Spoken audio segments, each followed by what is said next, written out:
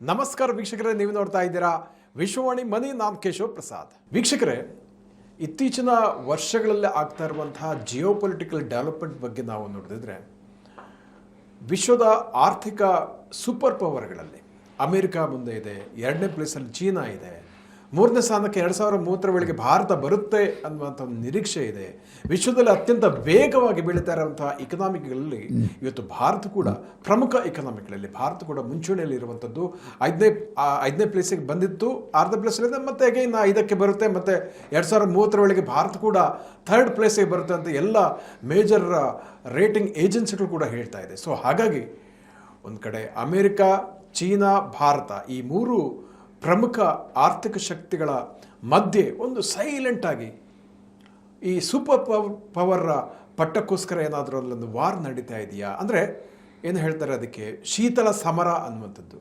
So ಇದ್ರ ಬಗ್ಗೆ ಸಾಕಷ್ಟು ಚರ್ಚೆ ನಡೀತಾ ಇದೆ. ಇದು ಯಾವ ರೀತಿಯಲ್ಲಿ ಇಂಪ್ಯಾಕ್ಟ್ ಆಗ್ತಾ ಇದೆ ಅನ್ನೋದ್ರ ಬಗ್ಗೆ ಇವತ್ತಿನ ವಿಶೇಷ ಎಪಿಸೋಡ್ ನಾವು ಸಾಕಷ್ಟು ಇಂಟ್ರೆಸ್ಟಿಂಗ್ ಒಳನೋಟಗಳನ್ನು ತಿಳಿದುಕೊಳ್ಳೋಣ. ಅದಕ್ಕಾಗಿ ನಮ್ಮ ಜೊತೆ ಇವತ್ತು ಕೌಟಿಲ್ಯ ಕ್ಯಾಪಿಟಲ್ನ ಸ್ಥಾಪಕರಾದ ಅಶೋಕ್ ದೇವಾನಾಂಪ್ರಿ ಅವರು ನಮ್ಮ ಜೊತೆ ಇದ್ದಾರೆ. ಬಂದು ಕಾರ್ಯಕ್ರಮಕ್ಕೆ ಅವರನ್ನ ವೆಲ್ಕಮ್ ಮಾಡೋಣ. ನಮಸ್ಕಾರ ಅಶೋಕ್ ಸರ್. ಇವತ್ತಿನ ಟಾಪಿಕ್ ತುಂಬ ಇಂಟ್ರೆಸ್ಟಿಂಗ್ ಇದೆ ಅಂತ ಅನಿಸ್ತದೆ. ಬಹಳ ಮಂದಿಗೆ ಇದರ ಅರಿವು ಇಲ್ಲದೇನೂ ಇರ್ಬೋದು, ಆದರೆ ಒಂದು ಅಕಾಡೆಮಿಕ್ ವಲಯದಲ್ಲಿರ್ಬೋದು ಅಥವಾ ಜಿಯೋ ಪೊಲಿಟಿಕಲ್ ಬಗ್ಗೆ ಆಸಕ್ತಿ ಇರೋರು ಖಂಡಿತ ಇದ್ರ ಬಗ್ಗೆ ಒಂದು ಅಬ್ಸರ್ವ್ ಮಾಡೇ ಮಾಡ್ತಾರೆ. ಸೊ ಒಂದು ಕಡೆ ಚೀನಾ ಮತ್ತು ಅಮೇರಿಕದ ನಡುವಣ ಅವರ ಒಂದು ವಾಣಿಜ್ಯ ಸಂಘರ್ಷ ಇರ್ಬೋದು, ಅಥವಾ ನಂತರ ಮಾತುಕತೆ ಇರ್ಬೋದು, ಈ ಹೀಟ್ ಆ್ಯಂಡ್ ಕೋಲ್ಡ್ ಥಿಯರಿ ಅಂತ ಹೇಳ್ತಾರಲ್ಲ, ಅದು ನಡೀತಾ ಇರುವಂಥದ್ದು. ಮತ್ತೊಂದು ಕಡೆ ಭಾರತ ಒಂದು ಡೆಮೋಕ್ರಸಿ ಇರ್ಬೋದು, ಅದರ ಎಕನಾಮಿಕ್ ಗ್ರೋತ್ ಇರ್ಬೋದು, ಇದೆಲ್ಲ ಕೂಡ ಸಾಕಷ್ಟು ಚರ್ಚೆ ಆಗ್ತಾ ಇರುವಂಥ ಸಂದರ್ಭದಲ್ಲಿ ಈ ಮೂರು ರಾಷ್ಟ್ರಗಳ ಮಧ್ಯೆ ಒಂದು ಸೈಲೆಂಟ್ ವಾರ್ ಆಗ್ತಾ ಇದೆಯಾ ಅನ್ನುವಂಥದ್ದು ಪ್ರಶ್ನೆ ಕೂಡ ಇತ್ತೀಚಿನ ದಿನಗಳಲ್ಲಿ ಕೇಳಿ ಬರ್ತಾ ಇದೆ. ಏನು ಹೇಳ್ತೀರಿ ತಜ್ಞರಾಗಿ ಅಂತ? ಮೊದಲನೇದಾಗಿ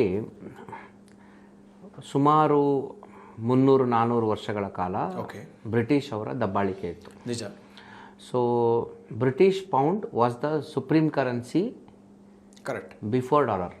ಅಂದರೆ ಡಾಲರ್ನ ಒಂದು ಒಪೆಕ್ ಆಗೋರು, ನಿಮ್ಗೆ ಒಪೆಕ್ ಗೊತ್ತಲ್ಲ, ತೈಲೋತ್ಪಾದಕ ರಾಷ್ಟ್ರಗಳ ಒಕ್ಕೂಟ. ಸೊ ಅವ್ರ ಹತ್ರ ಮಾತಾಡಿ ಡಾಲರ್ನ ನಿನ್ನ ಬೇಸ್ ಮಾಡ್ಕೋಬೇಕು ಅಂತ ಅಮೆರಿಕ ಸೆಟ್ ಮಾಡಿದ್ಮೇಲೆ ಡಾಲರ್ಗೆ ಒಂದು ಅಂತಾರಾಷ್ಟ್ರೀಯ ಮಾರುಕಟ್ಟೆಯಲ್ಲಿ ಡಿಮಾಂಡ್ ಬಂತು. ಅದಕ್ಕೆ ಮುಂಚೆ 200 ವರ್ಷ ಪೌಂಡೇ ಇತ್ತು. ಲಂಡನ್ನೇ ಹೆಡ್ ಕ್ವಾರ್ಟರ್ಸ್ ಆಗಿತ್ತು. ಅವರು 300-400 ವರ್ಷ ದಬ್ಬಾಳಿಕೆ ಮಾಡಿದ್ರು, 1000 ವರ್ಷ ಕಾಲನೈಸೇಷನ್ ಮಾಡ್ಕೊಂಡು ಬದುಕಬೇಕು. ಎರಡನೇ ಜಾಗತಿಕ ಯುದ್ಧದ ನಂತರ ಅವರು ಬಿದ್ದೋದ್ರು. 16ನೇ ಶತಮಾನದಲ್ಲಿ ಫಾರ್ ಎಕ್ಸಾಂಪಲ್ಲು ಇಲ್ಲಿ ನಾವು ಫಾರ್ ಎಕ್ಸಾಂಪಲ್ ಏನು ಹೇಳ್ತೀವಿ, 16ನೇ ಶತಮಾನ ಬಿಗಿನಿಂಗಲ್ಲಿ ಈಸ್ಟ್ ಇಂಡಿಯಾ ಕಂಪ್ನಿ ಇಂಡಿಯಾಗೆ ಎಂಟರ್ ಆದಾಗ ಅಮೆರಿಕಲ್ಲಿ ಝೀರೋ, ಏನೂ ಇರಲಿಲ್ಲ. ಅವ್ರಿಗೆ ಅಲ್ಲಿ ಹೋಗೋಕ್ಕೆ ಕೆಲಸನೇ ಇರಲಿಲ್ಲ, ಯಾಕಂದ್ರೆ ಆ ದೇಶದಲ್ಲಿ ಏನೂ ಇರಲಿಲ್ಲ ಅವತ್ತು. ಅದಕ್ಕೋಸ್ಕರ ಹೋಗಿಲ್ಲ. ಓಕೆ, ಅದಕ್ಕೋಸ್ಕರ ಅವ್ರು ಹೋಗಿಲ್ಲ. ಸೊ ಆಮೇಲೆ ಏನಾಯಿತು, ಅಮೇರಿಕಾ ಸ್ವತಂತ್ರ ಸಿಕ್ತು. ಅದಕ್ಕೆ ಸ್ವತಂತ್ರ ಸಿಕ್ಕತ್ತ 250 ವರ್ಷ ಆಯಿತು. ಸೊ ನಿಧಾನಕ್ಕೆ ಅಮೇರಿಕಾ ಇಂಡಸ್ಟ್ರಿಯಲ್ ರೆವಲ್ಯೂಷನ್ ಸ್ಟಾರ್ಟ್ ಆಯಿತು. ಜೇಮ್ಸ್ ವಾಟ್ ಸ್ಟೀಮ್ ಇಂಜಿನ್ ಕಂಡುಹಿಡ್ದ. ಆಟೋಮೆಟಿಕ್ಕಾಗಿ ಸ್ಟೀಮ್ ಇಂಜಿನ್ ಸೃಷ್ಟಿ ಆಯಿತು. ಓಕೆ, ಆಟೋಮೆಟಿಕ್ ಡೆವಲಪ್ಮೆಂಟು, ಹ್ಯಾಂಡಿಕ್ರಾಫ್ಟ್ ಎರಾಯಿಂದ ಇಂಡಸ್ಟ್ರಿಯಲ್ ರೆವಲ್ಯೂಷನ್ ಎರಾ ಬಂತು. ಅದಾದಮೇಲೆ ಹೆನ್ರಿ ಫೋರ್ಡ್ ಕಾರ್ ಕಂಡುಹಿಡಿದ್ರು. ಆಟೋಮೊಬೈಲ್ ರೆವಲ್ಯೂಷನ್ ಫೋರ್ಡ್ ಟೀಮ್ ಮಾಡಿದ್ರು. ಅಮೆರಿಕ ಏನು ಮಾಡಿದ್ರು, ಕಾರ್ ಬಂತು, ಕಾರ್ ಓಡಾಡಬೇಕಂದ್ರೆ ಕುದುರೆಗಳಿಂದ ಬೇಕಿಲ್ಲ, ಕುದುರೆಗಿಂತ ಜಾಸ್ತಿ ಫಾಸ್ಟಾಗಿ ಹೋಗ್ತಾವೆ ಬಂಡಿಗಳದ್ದು ರೋಡ್ ಹಾಕಿದ್ರು. ಡೆವಲಪ್ಮೆಂಟ್ ಸ್ಟಾರ್ಟ್ ಆಯಿತು. ಅಮೇರಿಕಾ ಡೆವಲಪ್ಮೆಂಟ್ ಆಗೋ ಟೈಮಲ್ಲಿ ನಾವು ಗುಲಾಮರು. 1920s 30s ಅಲ್ಲಿ when the greatest growth of America was happening, we were slaves. Correct. ಅದಾದಮೇಲೆ ವಿಶ್ವಯುದ್ಧ, ಮೊದಲನೇ ವಿಶ್ವಯುದ್ಧ ನಡೀತು. ಅದಾದಮೇಲೆ ಎರಡನೇ ವಿಶ್ವಯುದ್ಧ ನಡೀತು. ಎರಡು ವಿಶ್ವಯುದ್ಧಗಳಲ್ಲಿ 500-800 ವರ್ಷ ಪ್ರಪಂಚ ದೇಶಗಳ ಮೇಲೆ ದಬ್ಬಾಳಿಕೆ ಮಾಡಿ, ಮೋಸ ಮಾಡಿ ತೊಗೊಂಡೋದ ಎಲ್ಲ ಆಸ್ತಿಗಳನ್ನ ಬ್ರಿಟಿಷು ಕಳ್ಕೊಂಡ್ರು.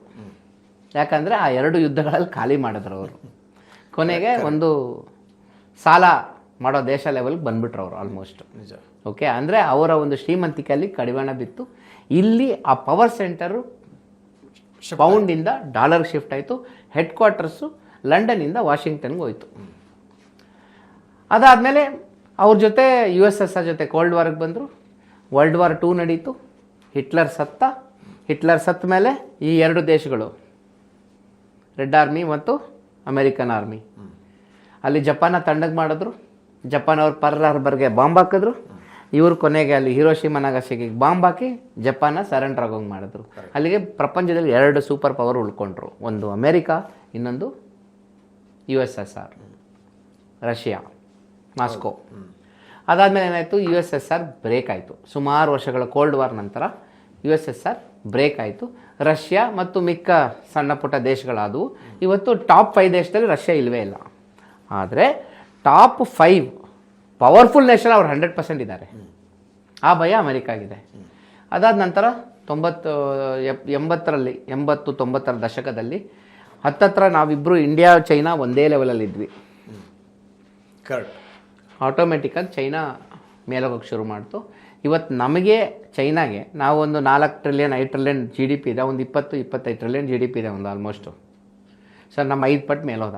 ಅಂದರೆ ಇವತ್ತು ನಾವು ಚೈನಾಗೆ 20-25% ಅಷ್ಟೇ ನಾವಿರೋದು. ಸೊ 30 ವರ್ಷದಲ್ಲಿ ಚೈನಾ ಆ ಲೆವೆಲ್ ಗ್ರೋತ್ ಬಂತು. ಯಾಕೆ ಬಂತು? ಮ್ಯಾನುಫ್ಯಾಕ್ಚರಿಂಗ್ ಪ್ರಾವೆಸ್. ಯಾವುದೇ ದೇಶ ಮ್ಯಾನುಫ್ಯಾಕ್ಚರಿಂಗ್ ಅನ್ನೋ ಒಂದು ಫೋರ್ಸ್ನ ಇಟ್ಕೊಳ್ಳುತ್ತೋ ಆ ದೇಶ ಯಾವಾಗಲೂ ಪವರ್ಫುಲ್ ಆಗಿರುತ್ತೆ. ಅದಕ್ಕೆ ಕ್ಲಾಸಿಕ್ ಎಕ್ಸಾಂಪಲ್ ಚೈನಾ, ಲಂಡನ್. ಒಂದು ಕಾಲದಲ್ಲಿ Great Britain was the place for maximum manufacturing. ಅವತ್ತೆಲ್ಲ ಅಲ್ಲೊಂದು ಊರಿದೆ ಬಿರ್ಮಿಂಗ್ಹ್ಯಾಮ್ ಅಂತ. ಆ ಬಿರ್ಮಿಂಗ್ಹ್ಯಾಮು ಆ ಕಾಲದಲ್ಲಿ ಟೆಕ್ಸ್ಟೈಲ್ ಬಿಸ್ನೆಸ್ಗಳಿಗೆ ದೊಡ್ಡ ಪವರ್ ಸೆಂಟರ್ ಅದು. ಅವರೆಂಥ ಕಟುಕರು ಬ್ರಿಟಿಷ್ ಅವರು ಅಂದರೆ, ನಮ್ಮ ಹತ್ರ ಇಂಡಿಯಾದಲ್ಲಿ ಕಾಟನ್ ತೊಗೊಂಡು ಅಲ್ಲಿಗೆ ತಗೊಂಡೋಗಿ ಅಲ್ಲಿ ಬಟ್ಟೆ ಹೊಲಿಸಿ ಆ ಬಟ್ಟೆ ನಿಲ್ತಂದು ಮಾರೋರು ಪ್ರೀಮಿಯಂ ಜಾಸ್ತಿ ರೇಟ್ಗೆ. ಇಲ್ಲಪ್ಪ ನಮ್ಮ ಹತ್ರನೇ ಹತ್ತಿದೆ, ನಾವು ಬಟ್ಟೆ ಹೊಲ್ಕೋತೀವಿ, ನೀನು ಹೊಲ್ಕೊಳ್ಳಂಗಿಲ್ಲ, ಬ್ಯಾನ್ ಮಾಡಿಬಿಟ್ರು. ಹೌದೌದು. ಅಲ್ಲ, ಇಂಡಿಯಾದ ಎಷ್ಟೊಂದು ಕೈಗಾರಿಕೆ ನಾಶ ಆಗ್ಲಿಕ್ಕೆ ಇವರೇ ಕಾರಣ ಅಂತ ಹೇಳ್ತಾರೆ. ಹೌದು. ಸೊ ಇಲ್ಲಿಂದೆಲ್ಲ ರಾ ಮೆಟೀರಿಯಲ್ ತಗೊಂಡು ಹೋಗೋದು, ಅಲ್ಲಿ ಪ್ರಾಡಕ್ಟ್ ಮಾಡೋದು, ಇಲ್ಲಿ ಮತ್ತೆ ಕಾಸ್ಟ್ ಒಂದಕ್ಕೆ ಮ್ಯಾನುಫ್ಯಾಕ್ಚರಿಂಗ್ ಅಲ್ಲಿ ಫಿನಿಶ್ ಗುಡ್ಸ್ ಅಲ್ಲಿಂದ ಹೋಗಬೇಕು ಅಂತ ಮಾಡ್ರು. ಅದಾದಮೇಲೆ ಪವರು ಅಲ್ಲಿಂದ ಮ್ಯಾನುಫ್ಯಾಕ್ಚರಿಂಗ್ ಪ್ರಾವೆಸ್ಸು ಅವರು ಅಲ್ಲಿ ಇದ್ದಿದ್ದೆಲ್ಲ ಏನು ಮಾಡಿದ್ರು, ಕೊನೆಗೆ ಅವರು ಬ್ರಿಟಿಷ್ ಅವರು ನಾವೇ ದೇಶಕ್ಕೆ ರಾಜ, ಪ್ರಪಂಚಕ್ಕೆ ರಾಜ, ಪೌಂಡೇ ಕಿಂಗು ಅಂದ್ಬಿಟ್ಟು ಎಲ್ಲ ಶಿಫ್ಟ್ ಮಾಡಿಬಿಟ್ರು. ಕೊನೆಗೆ London become the central bank of the world. ಪ್ರಪಂಚದ ಯಾವುದೇ ಟ್ರಾನ್ಸಾಕ್ಷನ್ ಇದ್ದರೂ ಲಂಡನ್ ಮೂಲಕ ಹೋಗೋದು. ಓಕೆ. ಅದಾದಮೇಲೆ ಆಟೋಮೆಟಿಕಾಗಿ ಪವರ್ ಸೆಂಟ್ರು ಅಮೆರಿಕಾಗೆ ಶಿಫ್ಟ್ ಆಯಿತು. ಯಾಕೆ ಶಿಫ್ಟ್ ಆಯಿತು? ಮ್ಯಾನುಫ್ಯಾಕ್ಚರಿಂಗ್ ಅಮೆರಿಕಲ್ಲಿ ಇನ್ಕ್ರೀಸ್ ಆಯಿತು. ಅದಾದ್ಮೇಲೆ ಆ ದೇಶನೂ ಅದೇ ಮೋಡ್ಗೆ ಹೋದರು, ನಾನೇ ರಾಜ, ಡಾಲರೇ ಕಿಂಗು ಅಂತ ಅಂದ್ಕೊಳ್ತಿದ್ದ ಒಂದು ಕಾಲಘಟ್ಟದಲ್ಲಿ ಇಲ್ಲೊಂದು ಕಮ್ಯುನಿಸ್ಟ್ ದೇಶ ಚೈನಾ ಕೆಲಸ ಶುರು ಮಾಡಿದ್ರು. ಅವ್ರ ಮ್ಯಾನುಫ್ಯಾಕ್ಚರಿಂಗ್ ಜಾಸ್ತಿ ಮಾಡಿಕೊಂಡು they become the factory of the world. ಇವತ್ತು ಅಮೆರಿಕಾದಲ್ಲಿ ಯಾವ ಲೆವೆಲ್ ಟೂತ್ ಬ್ರಷ್ ಕೂಡ ಚೈನಾಯಿಂದ ಹೋಗುತ್ತೆ. ನಾನು ನಿಮ್ಗೆ ಅವಾಗಲೇ ಹೇಳ್ತಿದ್ದೆ, ಬೆಂಗಳೂರಿನಲ್ಲಿ ನಾವು ಈ ಮಸ್ಕಿಟೋ ಬ್ಯಾಟು ತೊಗೊತೀವಿ ಫುಟ್ಪಾತಲ್ಲಿ, ಗಾಂಧಿ ಬಜಾರಲ್ಲಿ ಸಿಗುತ್ತೆ, 100 ರೂಪಾಯಿ 150. ಅದು ಚೈನಾಯಿಂದ ಬರುತ್ತೆ. 150 ರೂಪಾಯಿ ಮಾಲ್ ಚೈನಾಯಿಂದ ಇಲ್ಲಿಗೆ ಬರಬೇಕಂದ್ರೆ ಅದರ ಅವನ ಫ್ಯಾಕ್ಟ್ರಿ ಕಾಸ್ಟ್ 50 ರೂಪಾಯಿ ಇರಲ್ಲ. ಅಂತ ಅದ್ಭುತವಾದ ಬ್ಯಾಟು, ಚಾರ್ಜು ಗೀರ್ಜು ಅಷ್ಟಿರೋ ಬ್ಯಾಟು ಬರೀ 50 ರೂಪಾಯಿಗೆ ಮಾರಿದ್ರೆ ಅವನು ಆ 50 ರೂಪಾಯಲ್ಲಿ ಮ್ಯಾನುಫ್ಯಾಕ್ಚರಿಂಗ್ ಕಾಸ್ಟ್ ಒಂದು 30 ರೂಪಾಯಿ ಇರುತ್ತೆ. 30 ರೂಪಾಯಿಗೆ ಅಂಥ ಅದ್ಭುತವಾದ ಬ್ಯಾಟ್ ಸೃಷ್ಟಿ ಮಾಡ್ತಾನೆ ಅವನು. ನಾವು 30 ರೂಪಾಯಿಗೆ ಪಾನಿಪುರಿ ಮಾಡೋಕ್ಕಾಗಲ್ಲ ನಮ್ಮ ಕೈಯಲ್ಲಿ. ಸೊ ಆ ಮ್ಯಾನುಫ್ಯಾಕ್ಚರಿಂಗ್ ಸ್ಟ್ರೆಂತು ಚೈನಾದಲ್ಲಿ ಕಚ್ಕೊಂತು. ಆಮೇಲೆ ಏನಾಯಿತು, ಚೈನಾದೊಂದು ಪ್ರಾಬ್ಲಮ್ ಏನು, they started dominating the world. ಪ್ರಪಂಚ ದೇಶಗಳಿಗೆ ಸಾಲ ಕೊಡೋದು, ಮತ್ತು ಗಲಾಟೆ ಮಾಡೋದು, ಮತ್ತು ಜಾಗ ಕಬ್ಜಾ ಮಾಡೋದು, ಸಾಮ್ರಾಜ್ಯ ವಿಸ್ತರಣಾ ಶಾಹಿ ಅಂತ ಹೇಳ್ತಾರೆ. ಆ ವಿಸ್ತರಣಾ ಶಾಹಿ ಹಿಂದೆ ಬ್ರಿಟಿಷ್ ಅವ್ರು ಮಾಡ್ತಿದ್ರು, ಇವ್ರು ಅಫಿಷಿಯಲ್ ಆಗಿ ಸಾಲ ಕೊಟ್ಟು ಮಾಡ್ತಿದ್ದಾರೆ. ಬ್ರಿಟಿಷ್ ಅವರು ಸಾಲ ಕೊಡ್ದಿರ ಬಂದ್ಬಿಟ್ಟು ಗನ್ನಿಟ್ ಮಾಡೋರು, ಇವ್ರು ಸಾಲ ಕೊಟ್ಬಿಟ್ಟು ಅವನನ್ನು ಸಾಲಗಾರ ಮಾಡಿಕೊಂಡು ನಂತರ ಇದು ಮಾಡೋಕೆ ಶುರು ಮಾಡಿದ್ರು. ಸೊ ಇವಾಗ ಏನಾಗಿದೆ, America has A new policy, China +1 ಅಂತ.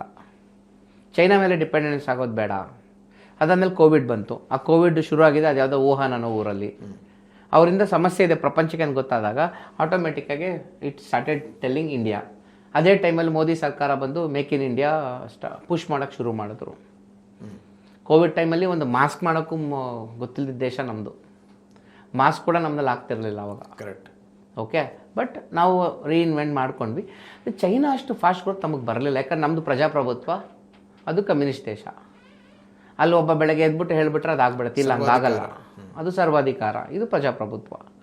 ಸೊ ಈಗೇನಾಗಿದೆ, America is clear that China is number 2 and India is number 3. ಇದು ಸಾಧಾರಣ. ಈಗ 3 ಜನ ಇದ್ದರೆ ಆ ಫಸ್ಟ್ ರ್ಯಾಂಕ್ ಬರೋನು ಸ್ಕೂಲಲ್ಲಿ ಸೆಕೆಂಡ್ ರ್ಯಾಂಕ್ ಬರೋನು ಹೇಟ್ ಮಾಡ್ತಾನೆ.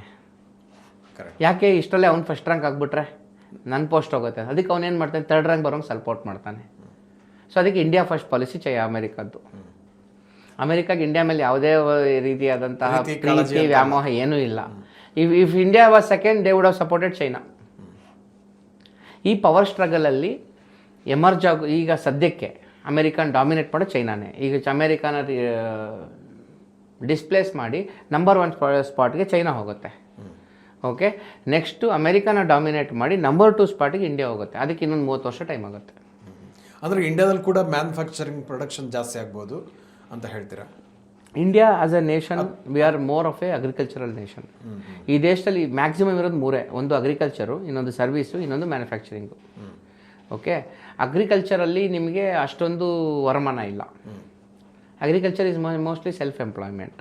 ಓಕೆ, ಸೊ ಮ್ಯಾನುಫ್ಯಾಕ್ಚರಿಂಗಲ್ಲೇ ನಿಮಗೆ multi disciplinary you know power creation ಬರೋದು.